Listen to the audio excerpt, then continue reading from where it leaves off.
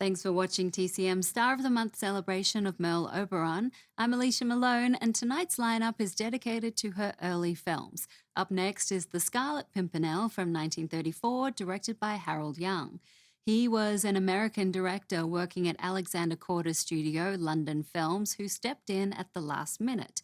The original director walked off the set on the very first day of production after realizing how intensely involved Alexander Korda was going to be. London Films was where Merle Oberon got her real start in movies. Oberon had begun acting in India, and through a friend, she met the Irish director Rex Ingram. He cast her in a bit part in The Three Passions from 1928, which was shot in the French Riviera.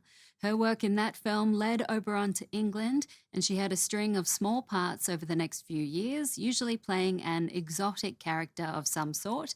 But in the early 1930s, she caught the attention of Alexander Korda, who signed her to a contract and took her under his wing. Leslie Howard stars as Sir Percy Blakeney, his real name that he uses in England.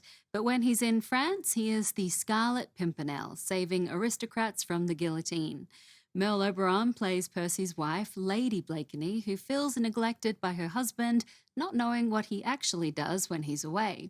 You'll also see Raymond Massey in a villainous role, and he later said that he never had such fun working in a movie as he did on The Scarlet Pimpernel. There was spirit in that company, Massey said, a feeling of confidence, a sort of elan, which I have often found in the theatre, but never sensed in any other movie. From 1934, let's watch The Scarlet Pimpernel.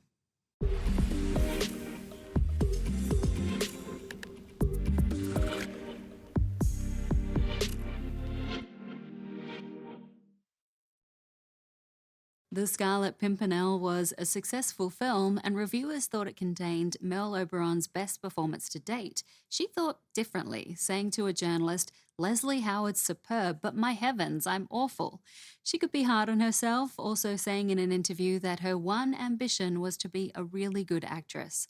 To do that and get a chance at more complex roles, Merle Oberon knew she needed to move to America, but she was sad to leave her beloved grandmother Charlotte behind in England. Oberon's biological mother had been just 15 when she had her, so Charlotte had stepped in as mother, later also pretending to be her maid when they travelled together. Merle Oberon was set for big things in Hollywood, but next we're going back in time to see another one of Oberon's early roles. It's a Douglas Fairbanks adventure from 1934, directed by Alexander Korda. Next on TCM, The Private Life of Don Juan, then The Private Life of Henry VIII, and later, The Private Lives of Elizabeth and Essex. TCM is off the record tonight.